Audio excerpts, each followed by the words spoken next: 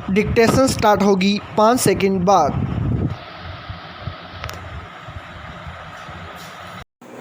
Yes, one के जीवों द्वारा सिंह का न तो अभिषेक किया जाता है और न ही सिंह का कोई संस्कार संपन्न होता है, बल्कि वह अपने पराक्रम से अर्जित राज्य का स्वयं राजा बनता है। स्टॉप। यह सत्य है कि स्वाधीनता की भावना, स्वावलंबन का गुण मनुष्य की ही एक अंग है। स्टॉप। इसके अभाव में व्यक्ति को न केवल समाज हे दृष्टि से देखता है, बल्कि व्यक्ति भी स्वयं को अत्यंत गिरा हुआ महसूस करता है। स्टॉप। परावलंबी के अंदर हमेशा एक आत्मग्लानि की भावना मौजूद रहती है, जिससे उसका समग्र व्यक्तित्व निरंतर क्षीण होता जाता है। स्टॉप। स्वावलंबन से मनुष्य की उन्नति होती है और वह निरंतर सफलता की नई ऊंचाइयों को छूता जाता है। स्टॉप। शास्त्रों में भी कहा गया है कि स्वयं अर्जित किए गए धन का उपभोग करने में एक अकथनीय सुख की प्राप्ति होती है। स्टॉप। स्वावलंबन से मनुष्य को उज्जवल यश मिलता है। स्टॉप। जिस व्यक्ति ने जीवन के कांटों को न गिनते हुए अपने कठोर परिश्रम द्वारा अपने लक्ष्य को हासिल करने में सफलता प्राप्त की है, उस व्यक्ति की समाज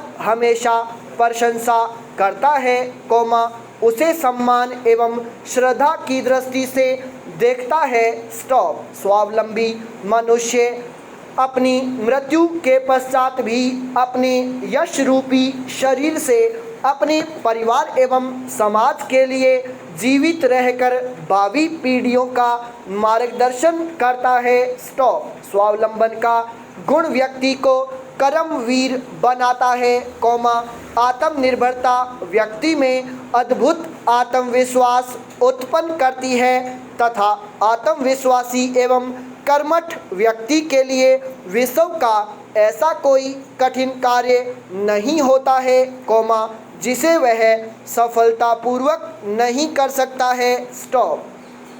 कहा जाता है कि पराधीन होकर स्वर्ग में सुख भोगने से अच्छा है स्वाधीन होकर नरक में कष्ट सहना, क्योंकि स्वाधीनता का जो सुख है, वह सबसे विशिष्ट एवं अतुलनीय है। स्टॉप। यह स्वाधीनता वस्तुतः स्वावलंबन से ही उत्पन्न होती है। स्टॉप। स्वावलंबी व्यक्ति ही स्वाधीन जीवन के आनंद का उपभोग कर सकता है। स्टॉप। स्वावलंबन ही जीवन है। स्टॉप। यह अमृत का अक्षय स्रोत है। स्टॉप। प्रावलंबी व्यक्ति को ईश्वर सब कुछ प्रदान करता है, इसके बावजूद वह अपाहिज एवं नीच मानसिकता वाले व्यक्ति से भी पतित होता है, क्योंकि वह पशु सदृश होता है। पशु ही नहीं, बल्कि वह मृत पशु समान होता है। स्टॉप। जिस समाज एवं देश में ऐसे मृतक समान मनुष्य रहते हैं, उस देश एवं समाज की संभावित क्षमता क्या होगी? Question mark. ऐसा समाज तो उस कब्रिस्तान के समान होता है, जहां मृत व्यक्ति कब्रों में दफनाए नहीं जाते हैं, बल्कि चलते फिरते नजर आते हैं। स्टॉप। पैरा। स्वावलंबन वह गुण है, जो जीवन की कठिन राह को आसान बना देता है। स्टॉप। दुनिया का सबसे बड़ा खजाना भी इसके सामने तुच्छ है। स्टॉप। खजाना खाली हो सकता है, लेकिन स्वावलंबी व्यक्ति तो कई खजानों का निर्माण कर सकता है। स्टॉप। वास्तव में, स्वावलंबी व्यक्ति कर्मठ एवं दृढ़ निश्चयी होता है। स्टॉप। कर्मठता एवं दृढ़ संकल्प के मौजूद रहने पर पूरी दुनिया की संपत्ति व्यक्ति की राह में बिछी रहती है। स्टॉप। उसके लिए कुबेर के खजाने का भी अधिक महत्व नहीं होता है। स्टॉप। वह यदि हृदय से कोई भी खजाना निर्मित करना चाहे, कौमा, तो अपने पौरुष के दम पर ऐसा कर सकता है, कौमा, क्योंकि स्वावलंबी व्यक्ति में पुरुषार्थ भी छिपा होता है। स्टॉप। जो लोग बिना अपनी योग्यता एवं सामर्थ्य के किसी दूसरे की सहायता से ऊंचाई पर पहुंच जाते हैं, कौमा, वे एक हल्के से आघात से ही नीचे आ जाते हैं। स्टॉप। दूसरों का अधिक सहयोग हमारी स्वाभाविक क्षमता के विकास में बाधक बनता है। स्टॉप। जब हम दूसरों का सहारा लेते हैं, कौमा, तो अपने पैरों को मजबूत बनाने का प्रयास ढीला पड़ जाता है।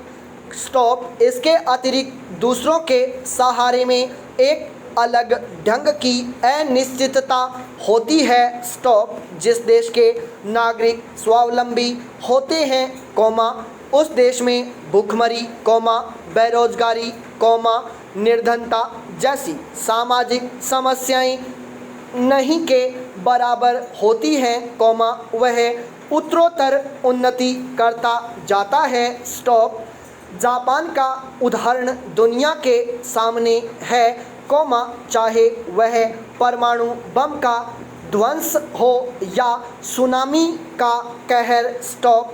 जापान की स्वावलंबी जनता ने यह सिद्ध कर दिया है कि सफलता एवं समृद्धि वस्तुतः परिश्रमी एवं स्वावलंबी व्यक्तियों के ही चरण चूमा करती है। स्टॉप। किसी देश की मानसिकता, कौमा, इच्छा आकांक्षाओं, कौमा, तत्कालीन और दीर्घकालीन आवश्यकताओं को ध्यान में रखकर ही उसका संविधान बनाया जाता है। स्टॉप। वह संविधान वहाँ की राष्ट्रीय अस्मिता का प्रतीक और परिचायक हुआ करता है। स्टॉप। भारत के संविधान के संबंध में भी यही सब कुछ सहज भाव से कहा एवं स्वीकारा जा सकता है। स्टॉप। 15 अगस्त, 1947 तक, क्योंकि भारत ब्रिटिश सत्ता के अधीन था, कौमा, अतः उसका अपना कोई स्वतंत्र संविधान नहीं था। स्टॉप।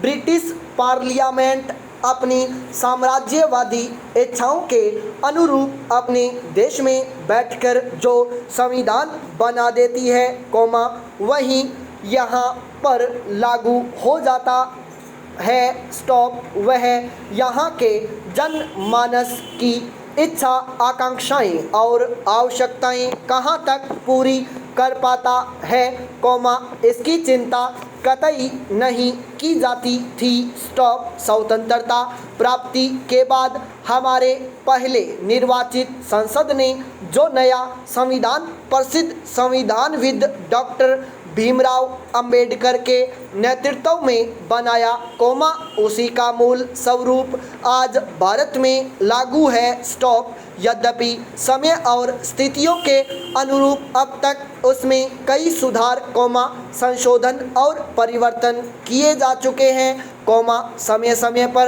अब भी किए जाते हैं, कौमा, फिर भी कुल मिलाकर उसका मूल ढांचा अभी तक सुरक्षित बना हुआ है। स्टॉप। पैरा।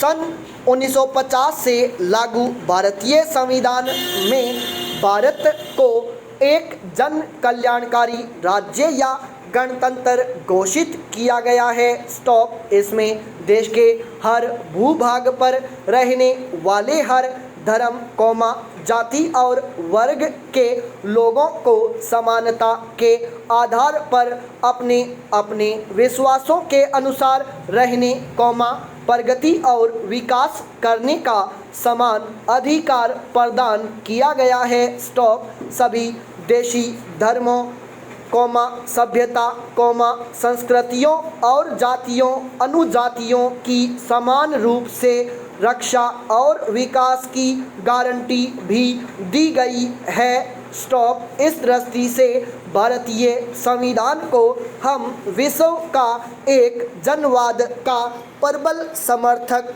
प्रमुख संविधान कह सकते हैं। संपूर्ण विराम।